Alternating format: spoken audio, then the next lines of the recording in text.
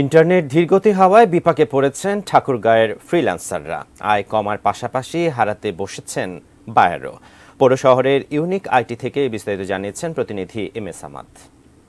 ছাত্র আন্দোলনকে ঘিরে গত বৃহস্পতিবার রাত ৮টার পরে আমরা লক্ষ্য করেছি ঠাকুরগাঁয়ের যে ইন্টারনেট বন্ধ ছিল, তারপরে গত রোববার এই ইন্টারনেট সচল করা হয়েছে। যদিও সচল করা হয়েছে, কিন্তু ইন্টারনেট ধীরগতি হবার কারণে এবং মাঝখানে বন্ধ থাকবার কারণে যারা অনলাইন বেজে কাজ করেন অর্থাৎ ফ্রিল্যান্সার যারা রয়েছেন তারা কিন্তু একদম চরম বিপাকে পড়েছেন।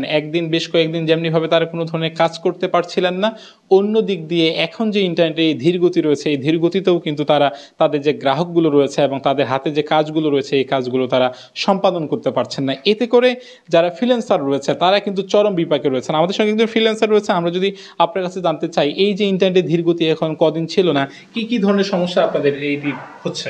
জি, সমস্যা তো বেশ কিছু হচ্ছে। প্রায় 18 তারিখ থেকে আজকে প্রায় 10 দিন নাগাদ আমরা কোনো কাজ করতে পারছি না, টোটালি সব রকমের কাজ অফ। এবং দেশের বাইরে আমরা কোনো বায়ারের সাথে যোগাযোগ করতে পারছি না, আমাদের টিমমেটদের সাথে যোগাযোগ করতে পারছি না, কোনো প্রকার কাজ সম্পাদন করে আমরা আমাদের ইনকাম জেনারেট করতে পারছি না, শুধুমাত্র নেট সমস্যার কারণে। কি প্রত্যাশা করছেন? আমরা প্রত্যাশা করব সরকার যেন আমাদের এই সমস্যাটিকে খুবই আর চোখে না দেখে, যেন খুবই পজিটিভলি নেন। এবং আমি বলবো আমরা যারা উদ্যোক্তাগণ রয়েছে, আমরা যারা ফ্রিল্যান্সার বা ডিজিটাল মার্কেটিং নিয়ে কাজ করছি, অনলাইন বেজে কাজ করছি, আমাদের জন্য এই সমস্যাটা সমাধান করে নেটটা যেন ধীরগতি থেকে দ্রুতগতি সম্পন্ন করে দেন। এখন যেহেতু অনলাইনের যুগ, সেই কারণে অনেক অনলাইন ব্যবসায়ী রয়েছেন এবং অনেকে সামাজিক বেজ বা সামাজিক যোগাযোগ মাধ্যমে নানা ধরনের ব্যবসা করে থাকেন।